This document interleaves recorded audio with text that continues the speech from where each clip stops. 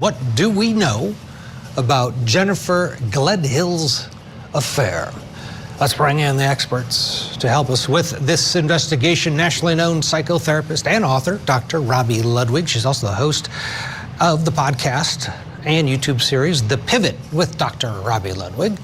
And still with us, missing persons private investigator Steve Fisher, also a search and rescue pilot and ground search technician. All right, Robi, good to see you. Well, I'll tell you what we know about this affair is that guy was like, I can't believe I was dating this woman. Wow, a lot to unpack in that recorded conversation that allegedly she had with him. What stands out? Well, I think what stands out is that Jennifer, part of her really enjoys her murderous rage. She enjoys being vindictive and being the judge and jury in her life.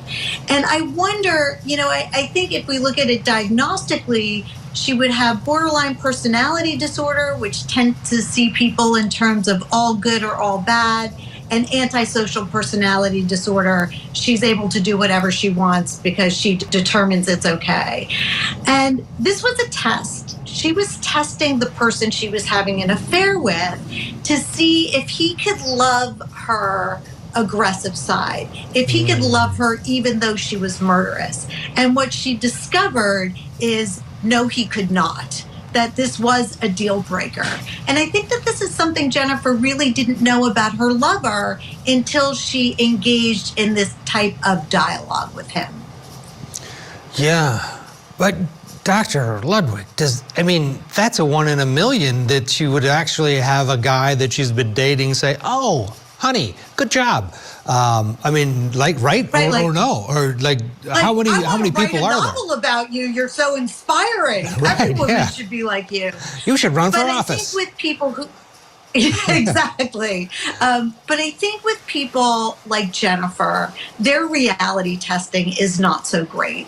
So sometimes they merge fantasy or what they think should happen with what is happening. So perhaps her fantasy about her lover was that he would love her unconditionally.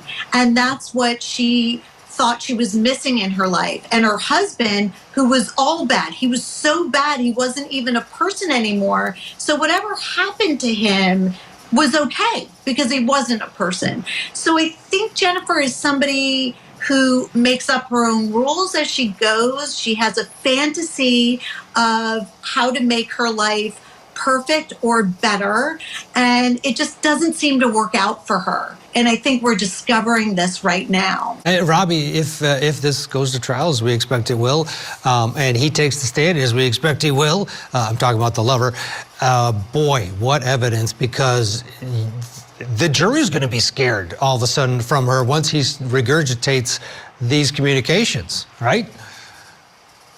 Well, it sounds like her lover did get scared. Like, oh my God, who am I dealing with? And very wisely realized if this woman is able to kill her husband while he's sleeping, right? He was completely defenseless.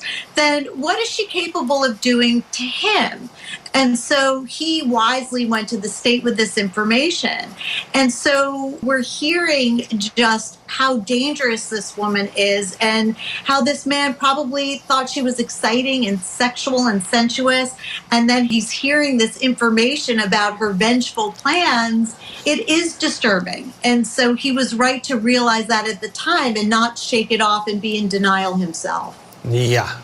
Could you imagine? Yeah, if he'd have grabbed his shovel and helped, talk about sleeping with one eye open for the rest of his time with her. Yes, Queen of Hearts, off with their heads. Scary. All right, Dr. Ludwig, Robi, thank you so much for joining us.